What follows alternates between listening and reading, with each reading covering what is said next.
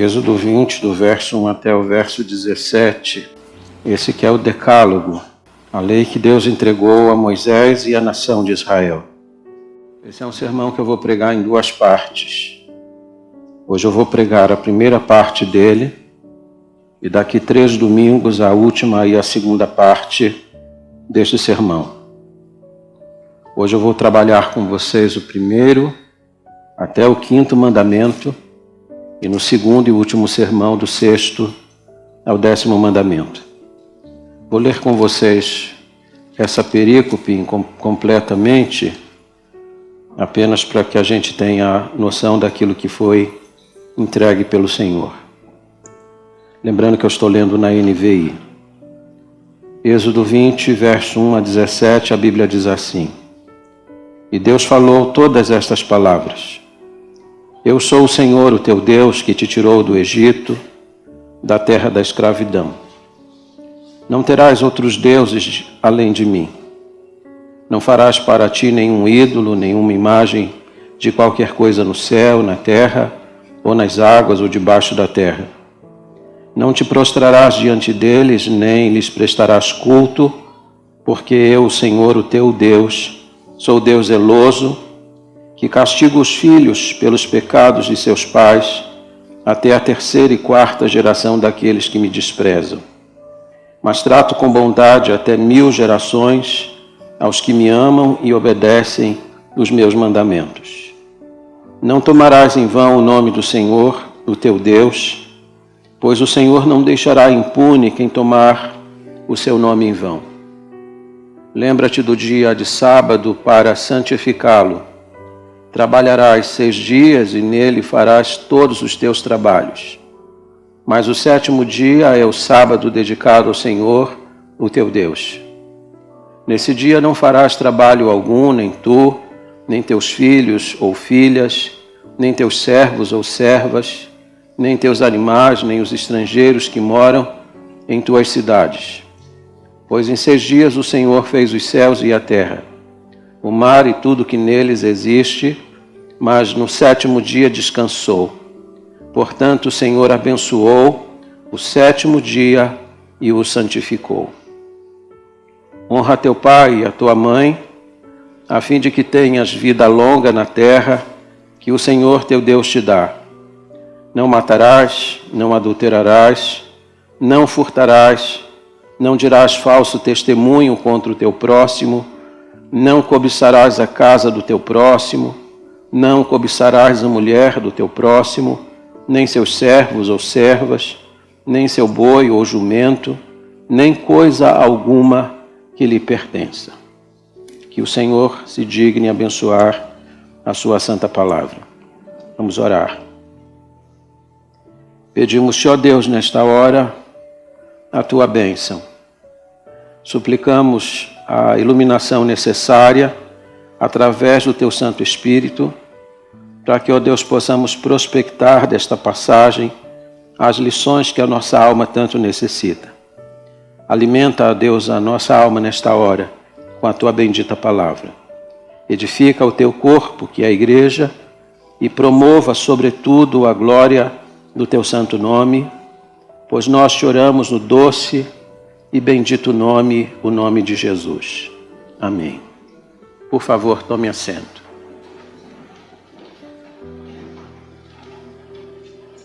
Essa é uma passagem bem conhecida e também uma palavra muito solene, porque as palavras que estão aqui foram escritas pelo próprio Deus. Deus não encarregou ninguém de escrever estas palavras, ele as escreveu com a sua própria mão. Antes de olharmos objetivamente para cada mandamento, é importante que a gente lembre o contexto que está diante de nós. A Bíblia diz que o Senhor libertou poderosamente os filhos de Israel. O Senhor chamou Moisés, o Senhor comissionou Moisés, o Senhor deu a ele poder para que ele fosse ao Egito.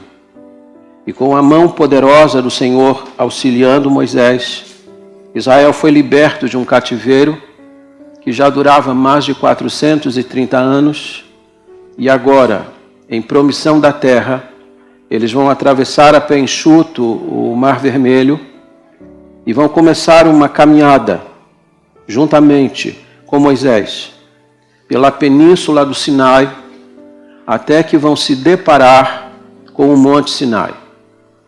Depois de 3 meses de peregrinação pelo deserto, eles vão acampar no sopé do monte. E ali no sopé do monte, Deus vai chamar Moisés à sua presença. Deus vai dar a ele algumas palavras e algumas instruções. E note que tudo o que acontece aqui acontece tão somente por uma iniciativa de Deus. É Deus que chama Moisés, é Deus que liberta Moisés, Israel por intermédio dele. É Deus que vai conduzir o povo e suprir as necessidades do povo no deserto. E agora Deus vai chamar Moisés à sua presença, porque Deus vai anunciar para ele que está para fazer uma aliança com a nação de Israel. A iniciativa desta aliança parte do próprio Deus. E então diz a Bíblia que Moisés vai subir à presença de Deus. E Moisés vai receber de Deus a instrução para que ele desça mais uma vez, para que ele prepare o povo para aquele momento, porque nada que Deus faz no meio do seu povo sem que este primeiro se prepare. 3 coisas são importantes nesta passagem. Primeiro, a singularidade de Deus. Se vocês observarem, Deus vai se manifestar aqui de uma forma singular. Durante todo o tempo que Israel passou no Egito, e note, toda a história do Brasil hoje soma um pouco mais de 500 anos. Israel passou mais de 400 no Egito. Esses 430 anos de escravidão produziram não apenas as marcas indeléveis que a escravidão pode produzir, mas também influenciaram profundamente a vida daquele povo do ponto de vista religioso. Israel era uma nação politeísta, de muitos deuses. Aproximadamente 15 mil deuses havia no Egito. Só que todos os deuses que haviam no Egito eram deuses inanimados. Tinham pés e não andavam. Tinham olhos, mas não viam. Tinham ouvidos, mas não ouviam. Tinham boca, mas não falavam.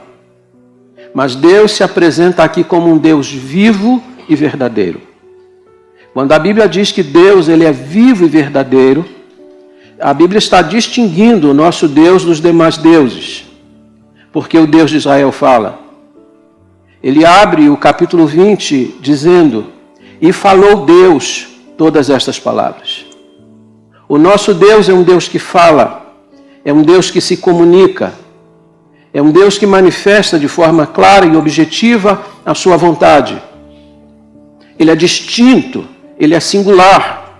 Não existe nenhum outro Deus que possa se manifestar como ele se manifesta. Então esse é o primeiro aspecto introdutório, a singularidade de Deus. O segundo aspecto introdutório é o caráter de Deus. Esse Deus não é apenas um Deus que fala. Ele é um Deus que se apresenta a partir de um atributo moral. Ele é santo. Ele é tão santo que ele chama Moisés à sua presença e disse: daqui 3 dias eu vou fazer uma aliança com o povo. Daqui 3 dias eu vou fazer a outorga da minha lei a este povo. Mas desce agora e prepara esse povo. Santifica esse povo.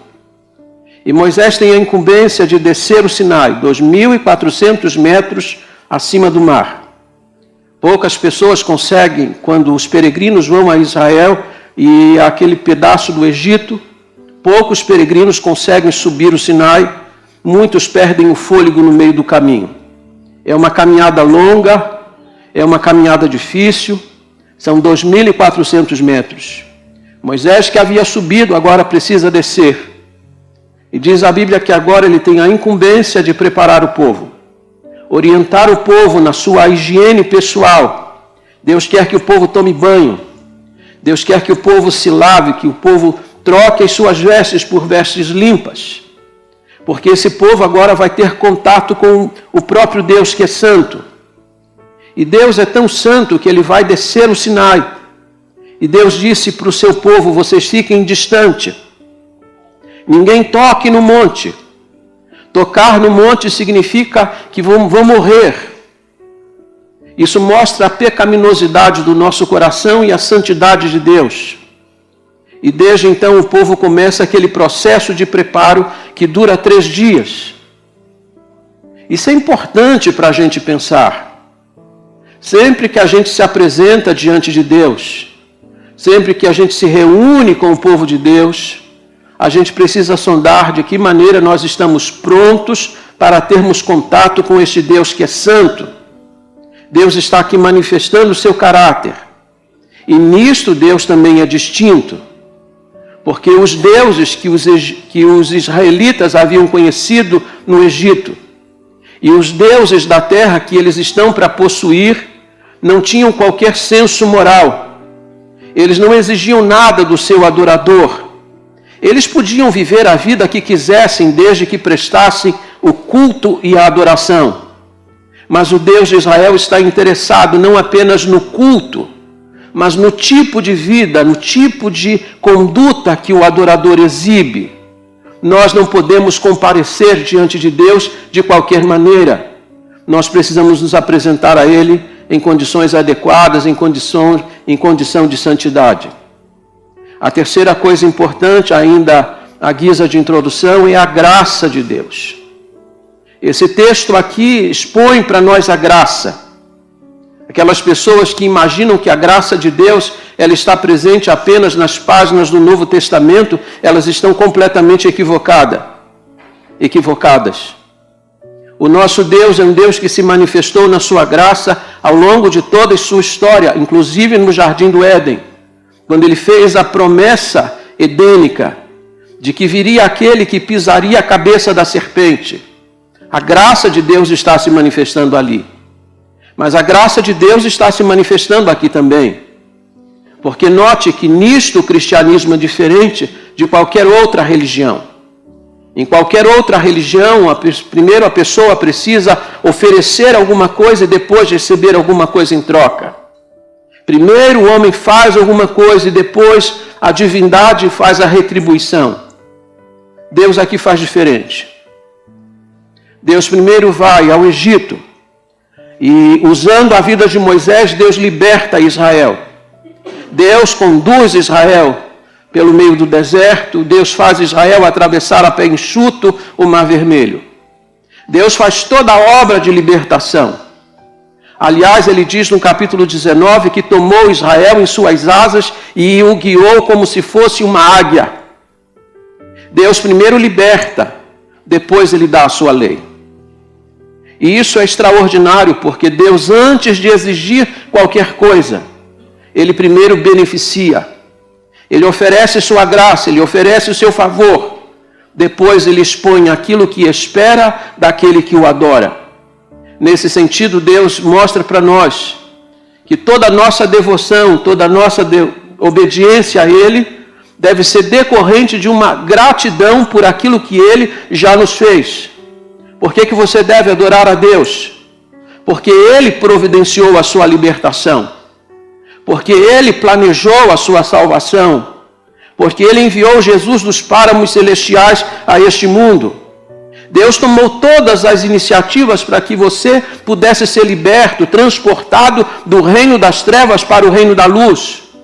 Do reino de Satanás para o reino do Filho do seu amor. Deus fez tudo. E agora que Ele fez tudo, Ele espera de sua parte que você seja obediente à sua lei, que você responda à iniciativa de Deus com uma vida de obediência e uma vida de santidade. Dito isso, eu quero convidar você a olhar comigo para esta passagem. E essa passagem começa Deus se apresentando. A palavra mandamento não existe no texto original. Mandamento é uma interpolação, ou seja, uma adição posterior. O que existe aqui é Debrahim. Falou Deus todas estas palavras. Palavra é Debrahim. Deus falou 10 palavras. Nós dizemos que essas 10 palavras são as 10 palavras mais importantes do mundo. Que palavras Deus falou para Israel? Note, ele diz: eu sou o Senhor, teu Deus, que te tirou da terra do Egito. Essa é a razão pela qual Israel deve ser obediente a Deus. Primeiro Deus fez a libertação. A partir de agora Deus começa a expor a sua vontade para a vida daquele povo. Primeiro mandamento, verso de número 3. Não terás outros deuses diante de mim. Não terás outros deuses diante de mim. O que significa ter um Deus? Ter um Deus significa alguém para servir, alguém para adorar, alguém para obedecer, alguém para crer. Deus está proibindo que você nutra a afeição, que você manifeste obediência, que você manifeste fé a qualquer outro Deus que não a Ele. E note que quando Deus está dizendo não terás outros deuses, Deus não está admitindo que exista no universo um outro Deus que possa rivalizar com Ele. Deus é único, nós sabemos disso. O que Deus está advertindo aqui para nós é uma coisa muito sutil, na qual muitos de nós estamos envolvidos. O nosso coração é inclinado muitas vezes a desviar-se de Deus. E com muita facilidade nós colocamos coisas e pessoas em lugar de Deus. Você sabia que no seu coração tem um trono? Você sabia que nesse trono tem alguém sentado? A pergunta é: quem está assentado no trono do seu coração? Porque às vezes colocamos lá coisas, às vezes colocamos lá pessoas. Eu sou pastor aqui há mais de 20 anos. E aqui mesmo eu ouvi pessoas dizendo: pastor, nada é mais importante do que o meu filho. E esta pessoa que me disse isto, ela disse que seu filho era mais importante, inclusive, do que Deus. Há pessoas assim. Elas colocam seus bens, elas colocam sua casa, sua profissão, elas colocam uma pessoa, o marido, ou filho, ou qualquer outra coisa, no lugar de Deus. Mas Deus disse: você não vai ter outro Deus além de mim. Ou seja, Deus deve ocupar o lugar central na nossa existência. Em Vicksburg, lá no Mississippi, um engenheiro mostrou e apresentou o braço de um rio que fora desviado. E depois de apresentar o desvio, ele disse: o rio pode ser desviado, mas o rio não pode ser contido. Essa é uma realidade também com relação à vida espiritual. O homem é um ser religioso por natureza. Isso é a parte intrínseca do nosso ser. Não é possível deter a religiosidade do homem, mas é possível desviá-la. E é possível desviar o nosso coração para a afeição de qualquer outro. Esse foi o grande dilema na vida de Abraão. Abraão se tornou pai aos 100 anos de idade. E a Bíblia diz lá em Gênesis 22, 3 vezes na mesma passagem, que Abraão amava seu filho. Deus disse para ele: toma o teu filho a quem tu amas. Deus não tinha dúvida alguma a respeito do amor que Abraão tinha por Isaque, seu filho, o filho da sua velhice. O que Deus queria saber é se Isaque era mais importante do que ele. Então Deus deu uma ordem para Abraão: sobe ao Moriá e sacrifica o teu único filho. Na verdade, o que Deus queria não era o sacrifício de Isaque, porque essa era uma prática pagã, oferecer os filhos no altar a algum Deus. O que Deus, na verdade, queria saber é quem estava ocupando o lugar central na vida de Abraão. O que Deus queria saber é quem estava sentado no trono do coração de Abraão. E aí eu olho para você. Eu me dirijo a você, porque no seu coração tem um trono. Quem é que está assentado nele? Deus disse: não terás outros deuses além de mim. Se existe alguém, se existe alguma coisa que está ocupando o lugar central de sua vida, você está quebrando o primeiro mandamento do decálogo. Você está quebrando a lei de Deus. Deus deve ser a pessoa mais importante da sua existência. Vamos então ao segundo mandamento. Verso 4 até o verso de número 6. Aliás, este é o mais extenso dos mandamentos.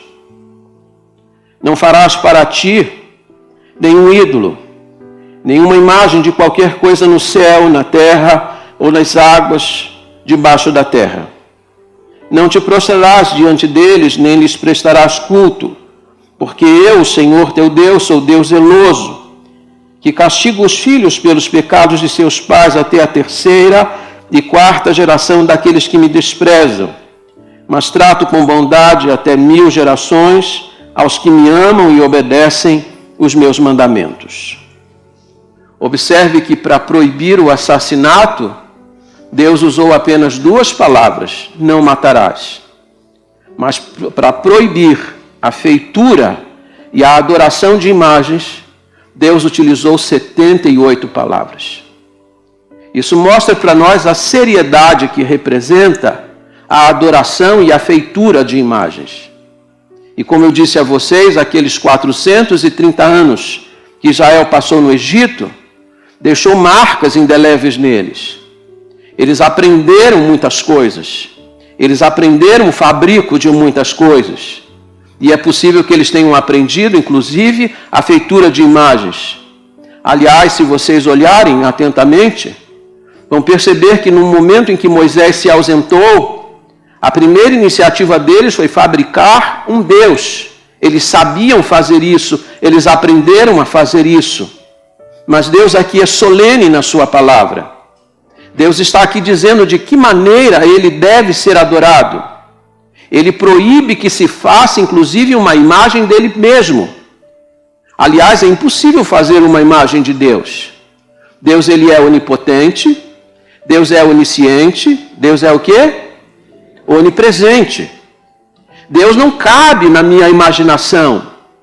Eu não tenho como reduzir Deus a uma imagem fabricada por mim de acordo com a minha compreensão, porque Deus extrapola em muito qualquer compreensão minha. Aqui eu tenho ensinado a vocês que a vida eterna consiste em conhecer a Deus e a seu Filho. E digo sempre a vocês que daqui 1 bilhão de anos, daqui 1 trilhão de anos na eternidade, o que nós vamos estar fazendo? Conhecendo a Deus e conhecendo a Deus, porque Deus, ele é inesgotável.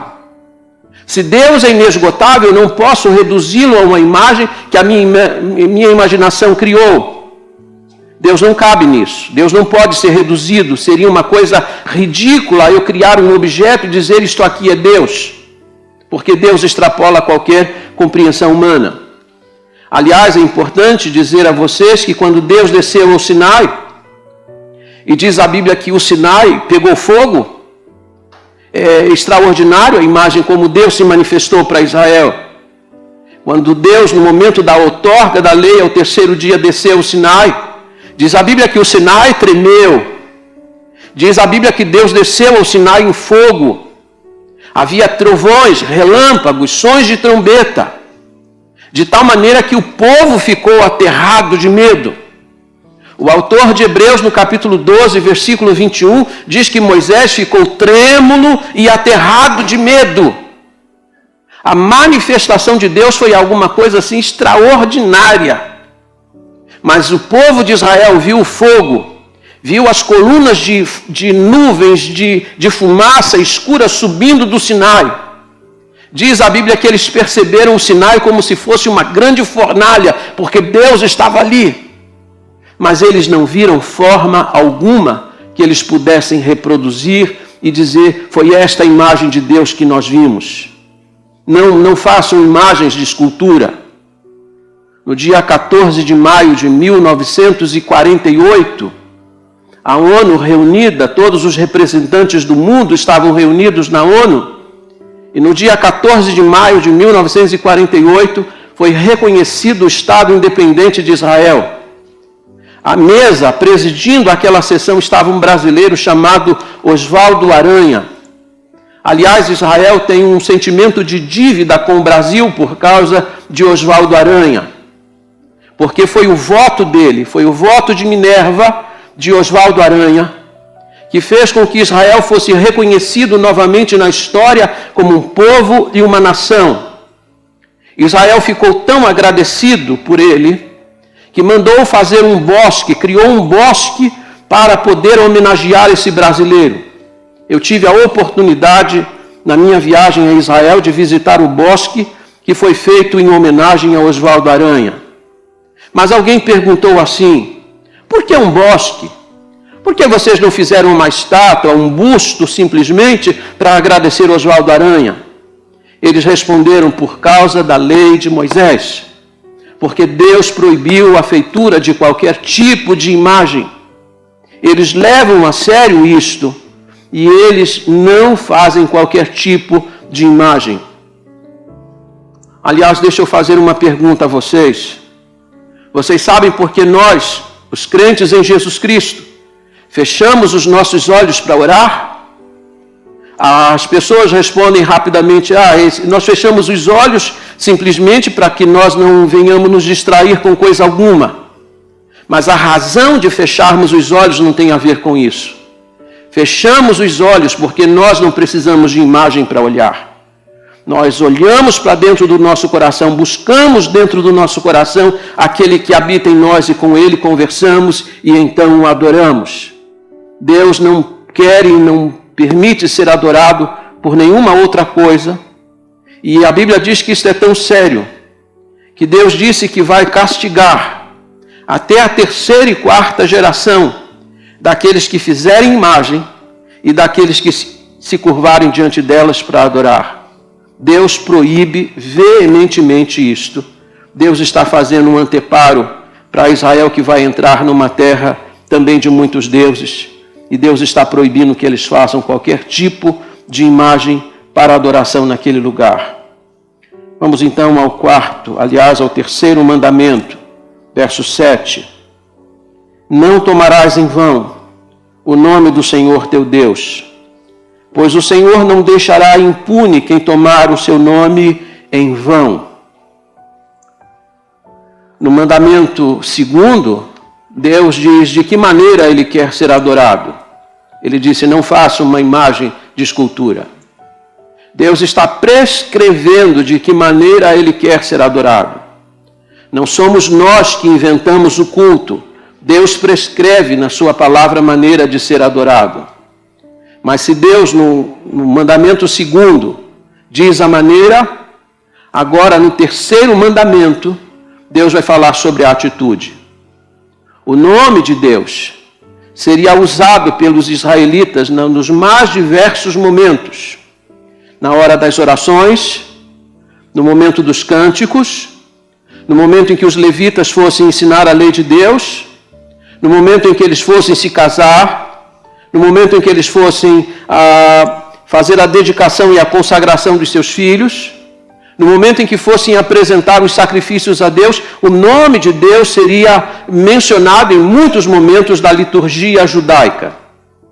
Mas Deus diz para eles, através desse mandamento, que sempre que seu nome fosse mencionado, eles deveriam fazer isso com reverência, com fé, com zelo e com sinceridade. Aliás, o 3º mandamento é uma advertência a respeito da hipocrisia no culto. Deus não quer que seu nome seja mencionado simplesmente da boca para fora. Quantas orações e quantas músicas cantamos, sem muitas vezes nem termos a noção do que estamos cantando. Cantamos simplesmente, mecanicamente, mencionamos seu nome e à luz das Escrituras Sagradas isso significa tomar o nome de Deus em vão. Deus quer que todas as vezes que mencionarmos o seu nome, nós devemos fazer isso com profunda reverência e com profunda consciência de quem estamos mencionando naquela hora. Deus quer que seu nome seja reverenciado, Deus quer que seu nome seja respeitado. E vocês sabem que na história, nenhum povo levou mais a sério o 3º mandamento do que o povo de Israel. Para vocês terem uma ideia, o nome de Deus é representado por um tetagrama. E o nome de Deus era mencionado assim até que o primeiro templo, construído por Salomão, tivesse sido destruído. A partir da destruição do primeiro templo, os israelitas nunca mais mencionaram o tetagrama. Nunca mais verbalizaram o nome de Deus. Eles tinham tanto medo de mencionar o nome de Deus em vão que pararam de pronunciá-lo. Hoje, na história, se pergunta como que se pronuncia aquele nome e ninguém sabe, nem mesmo Israel se sabe mais, porque por medo de macular o nome de Deus, eles pararam de mencioná-lo. O que eles fizeram? Eles pegaram o tetagrama e acrescentaram a ele as vogais que estão presentes no nome Adonai, que é o nome mais comum em Israel para Deus. E então eles, a partir dessas vogais acrescentadas, então eles começam agora a mencionar o nome de Deus na história. E é importante também notar que a partir do ano 70 depois de Cristo, a partir da destruição do segundo templo de Israel, agora o nome de Deus só será mencionado por eles uma vez por ano, por uma única pessoa, o sumo sacerdote, e num único lugar que era o Santo dos Santos. O nome mais importante, o nome de Deus. No dia mais importante, o dia da expiação, pela pessoa mais importante, o sumo sacerdote, e no lugar mais importante, o lugar santíssimo do templo. O nome de Deus, ele é muito respeitado, eles têm muito cuidado para usar o nome. A partir do ano 70, quando um escriba usa uma pena de ouro para escrever o nome de Deus, ele primeiro lava essa pena de ouro 7 vezes, e depois que ele escreve o nome de Deus, essa pena é guardada e nunca mais é usada. Um judeu disse para mim que se o nome de Deus é publicado em um jornal em Israel, esse jornal jamais será usado para qualquer outra finalidade, muito menos será colocado no chão. Esse jornal será guardado em um lugar alto, porque lá está o nome de Deus. O que acontece conosco? Nós não precisamos ter medo de mencionar o nome de Deus, mas precisamos ter zelo e reverência ao usar esse nome. Quantas expressões vazias a gente usa, não é? Ai, meu Deus! Você não está pensando em Deus, você não está reverenciando a Deus, você está usando apenas uma expressão vazia do seu dia a dia. O nome de Deus precisa ser respeitado. E essa questão é tão séria que Deus disse: eu não terei por inocente aquele que mencionar o meu nome em vão. Como é que você usa o nome de Deus? Para usar o nome de Deus, você precisa ter consciência do que você está fazendo. Seja cantando, seja orando, você precisa ter consciência e reverência para usar este nome. Vamos então ao 4º mandamento, a partir do verso de número 8. Lembra-te do dia de sábado para santificá-lo. Trabalharás 6 dias e neles farás todos os teus trabalhos. Mas o 7º dia é o sábado dedicado ao Senhor, o teu Deus. Nesse dia não farás trabalho algum, nem tu, nem teus filhos ou filhas, nem teus servos ou servas, nem teus animais, nem os estrangeiros que morarem em tuas cidades. Pois em 6 dias o Senhor fez os céus e a terra, o mar e tudo que neles existe, mas no 7º dia descansou. Portanto, o Senhor abençoou o 7º dia e o santificou. Eu não vou entrar aqui na questão dogmática envolvendo sábado ou domingo, qual seria o dia que nós devemos guardar.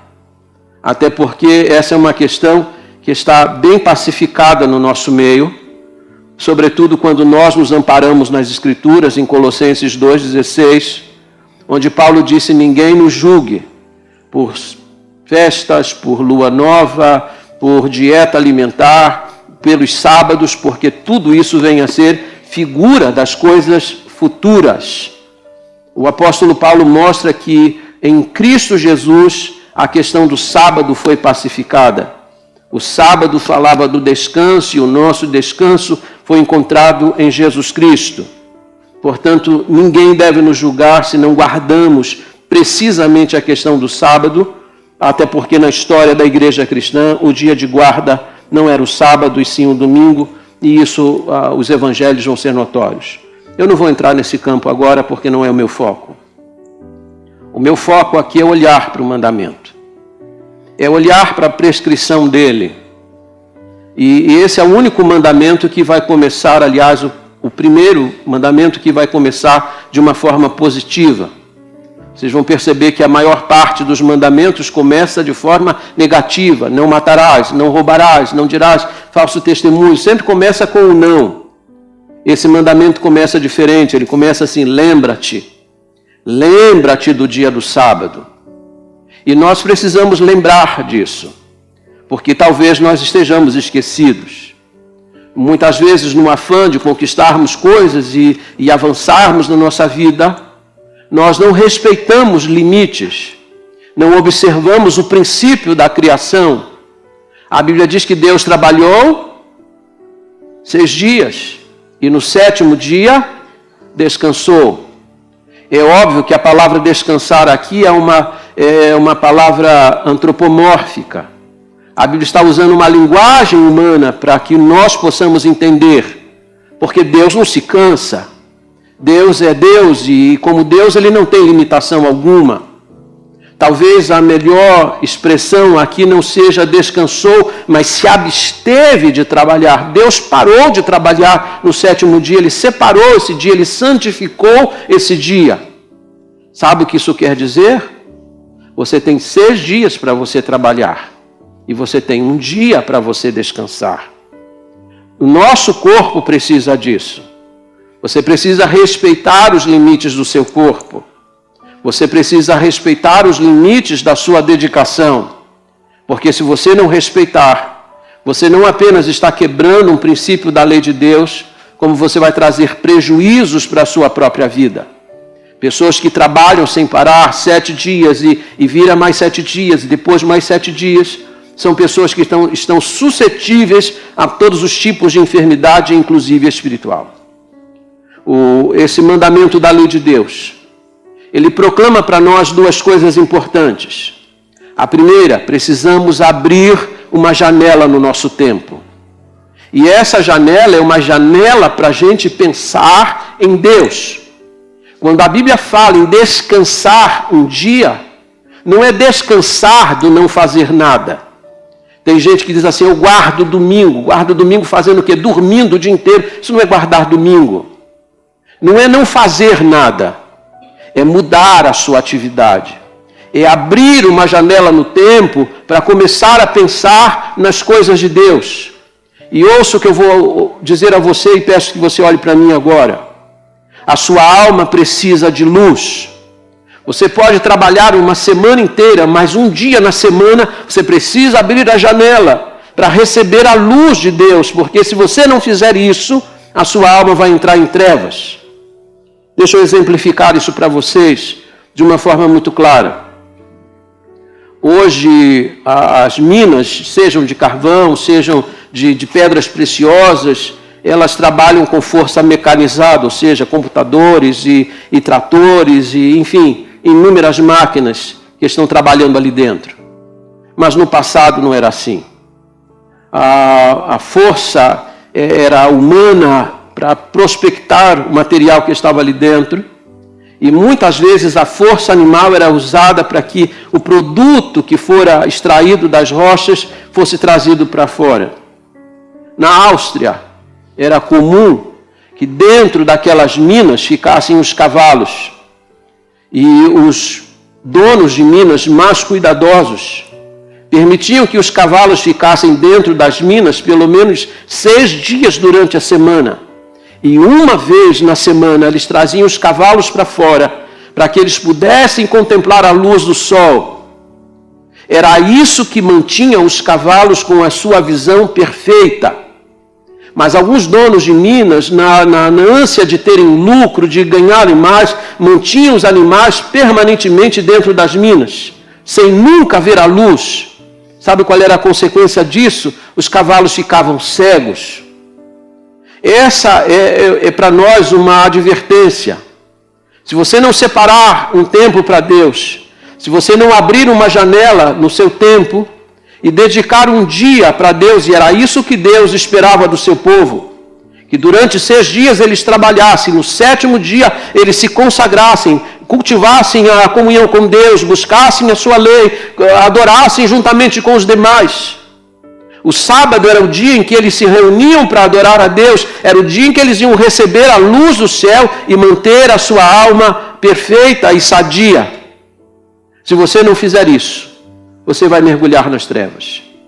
Pergunte às pessoas que nunca param de trabalhar, nunca têm tempo para vir à igreja, estão trabalhando, sai de emprego, entra no outro emprego, entra e sai desse, e entra naquele, e você pergunta por elas, estão trabalhando, logo, elas vão perder a visão espiritual. Você precisa abrir uma janela no tempo, e isso é o que preserva a sua alma. Deus, quando prescreveu a sua lei não foi apenas para criar restrições para nós. Quando Deus estabeleceu a sua lei, Deus estabeleceu sua lei para a preservação da nossa vida. Ele sabe o que nós precisamos. Deus é sábio em tudo aquilo que Ele faz. Em segundo lugar, quando olhamos para este mandamento, Ele não adverte você apenas para você abrir uma janela no seu tempo. Esse mandamento proclama para você a dependência que você tem de Deus. Você para de trabalhar em um dia da semana. Você trabalha 6 em 1, você santifica. Mas Deus continua cuidando de você. Deus continua suprindo as suas necessidades. Você não precisa trabalhar 7, e depois mais 7, e depois mais 7, com medo de perder o cuidado e a provisão, porque a provisão é Deus quem manda. Pare de trabalhar. Deus exemplificou isso para Israel naquilo que era chamado o ano do jubileu. Eles trabalhavam 6 anos e no 7º dia eles paravam de trabalhar para que a terra pudesse descansar. Eles paravam 1 ano as suas atividades profissionais no campo, mas Deus continuava mantendo Israel com o alimento, porque a nossa provisão vem dele. O 7º dia fala da nossa dependência de Deus. Quando Israel estava em promissão da terra, a Bíblia diz que durante 6 dias vicejava o pão do céu, o chamado maná. O maná caía durante 6 dias, mas no 7º dia não. Esse era o dia santificado. O único pão que Deus permitia que eles guardassem era aquele que caía na sexta-feira, no 6º dia da semana. Esse pão eles podiam guardar, e esse era o único que não bichava para o dia seguinte. Deus estava dizendo para eles, sabe quem cuida de vocês? Sou eu. Sabe quem providencia alimento para vocês? Sou eu. Então descansem, separem um dia. Você não precisa trabalhar o tempo todo achando que vai perder o seu sustento. Vamos então para o 5º mandamento. Verso 12. Honra teu pai e tua mãe, a fim de que tenhas vida longa na terra que o Senhor teu Deus te dá. O 5º mandamento, ele está no centro do decálogo. E ele está aqui entre os 4 primeiros mandamentos, porque você sabe que os 4 primeiros mandamentos são mandamentos verticais. Eles tratam da nossa relação com Deus. E depois desse mandamento, nós temos mais 5 mandamentos que tratam da nossa relação horizontal, a nossa relação com os nossos próximos. Mas exatamente no meio, entre os 4 que se referem ao relacionamento com Deus e os outros 5 que se referem ao relacionamento com os demais próximos, Deus colocou exatamente no centro o mandamento que trata do nosso relacionamento com os nossos próximos, mais próximos, que são os nossos pais. E Deus diz assim, honra a teu pai e tua mãe. Observe que esse mandamento ele é maravilhoso, porque Deus ele dá a ordem e ele explica por que esta ordem deve ser obedecida. Deus não precisava fazer isso. Ele é Deus, ele tem autoridade. Ele poderia simplesmente dizer, faça isso, e nós então faríamos. Mas Deus é tão gracioso, tão misericordioso, que ele dá o mandamento e explica a razão. Ele disse, para que tenhas vida longa sobre a terra que o Senhor teu Deus te dá. Ou seja, existe uma bênção decorrente desta honra e obediência que a gente dá aos progenitores. O apóstolo Paulo vai ampliar essa questão, lá em Efésios 6, a partir do verso 1, dizendo que este é o primeiro mandamento com promessa, dizendo para que te vá bem e sejas longa a tua vida sobre a terra.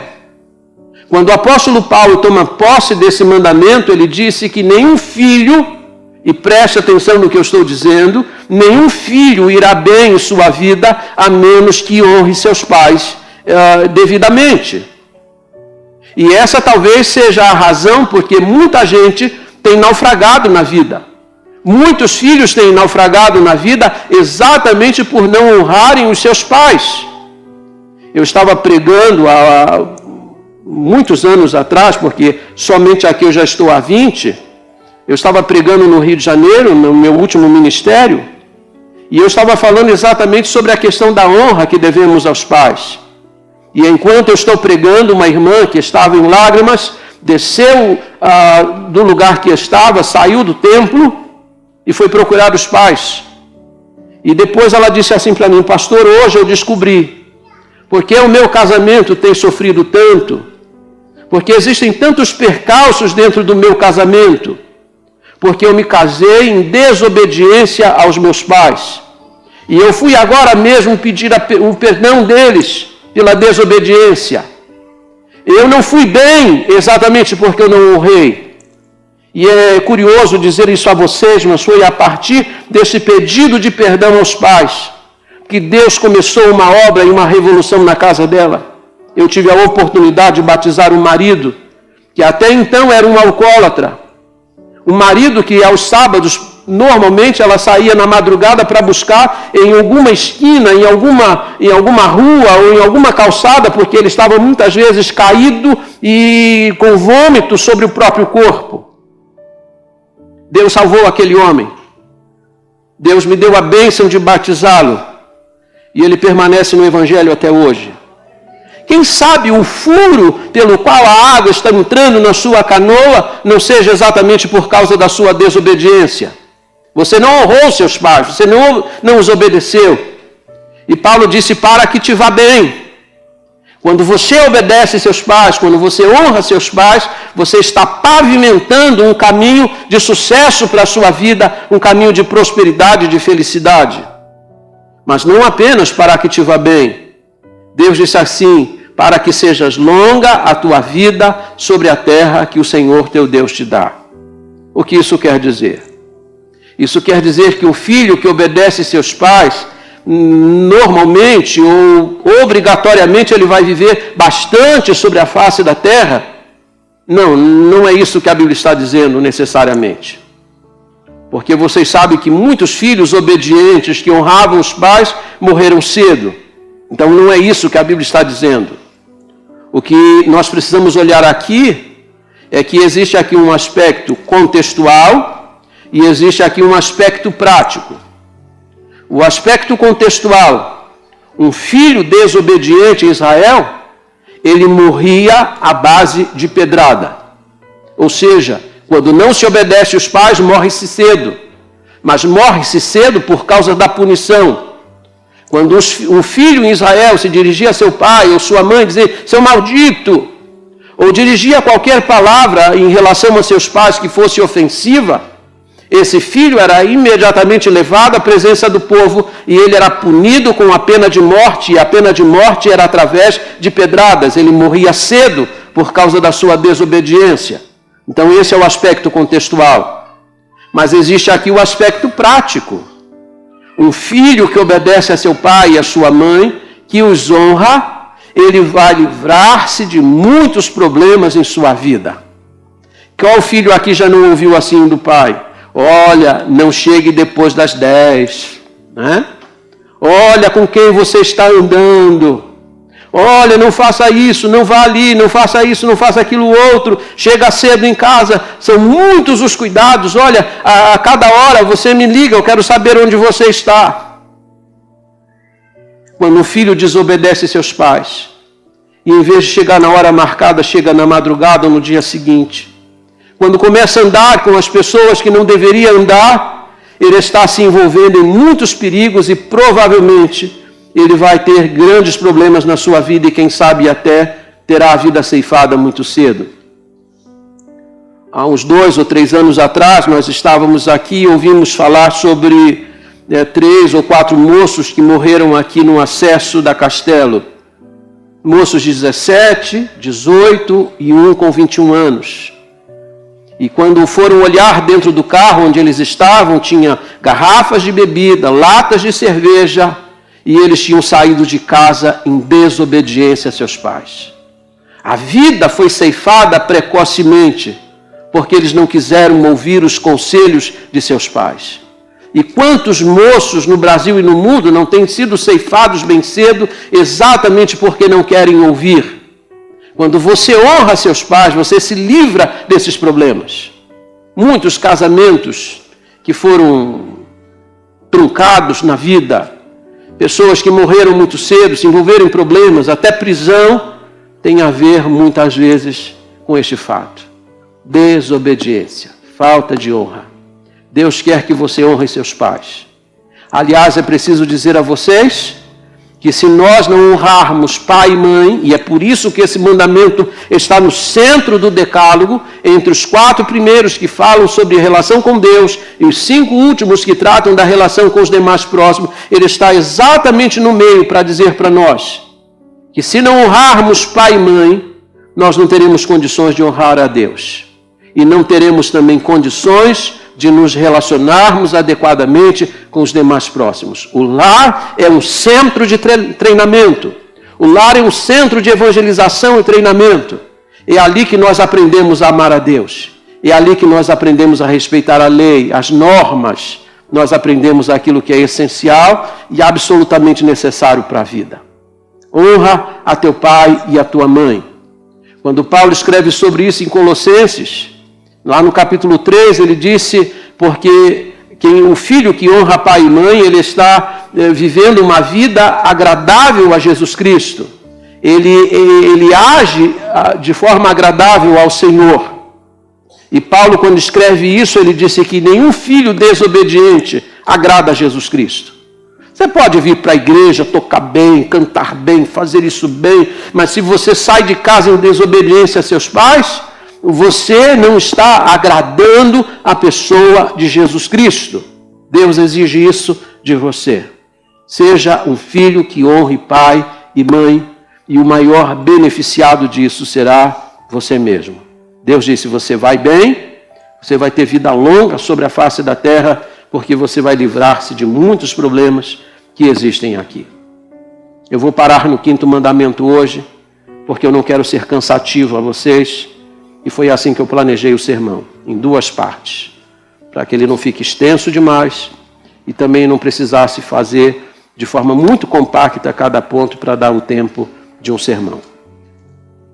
O que é importante aqui a gente destacar agora é que cada mandamento ele pode ser sintetizado em uma única palavra. O primeiro mandamento ele pode ser sintetizado na palavra exclusividade.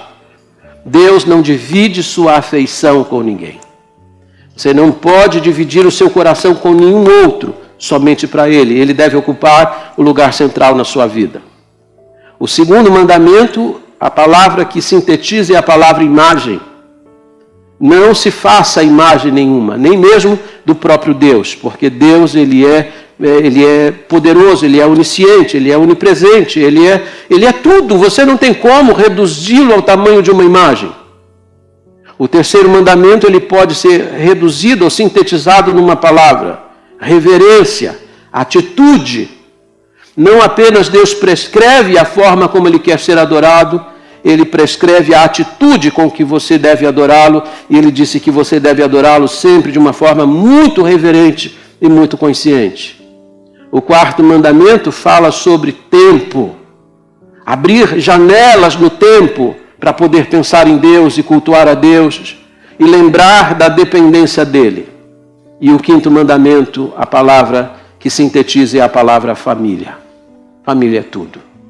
E a família começa com os nossos pais. As pessoas mais importantes depois de Deus são os nossos pais. Devemos honrá-los, devemos reverenciá-los, porque em fazendo isso, Deus vai acrescentar inúmeras bênçãos sobre a vida de vocês. Eu posso testemunhar isso como pastor, que a maior parte das minhas ovelhas, que são jovens hoje e recém-casados hoje, que são bem-sucedidos, eu olho para a vida deles e invariavelmente eu encontro uma marca. São obedientes aos pais. Mas eu olho também para a vida de muita gente que parece que vive num retrocesso contínuo e percebo que lá está faltando uma coisa: honra aos seus progenitores. Que o Senhor nos ajude a cumprir a sua lei com amor e com bastante devoção.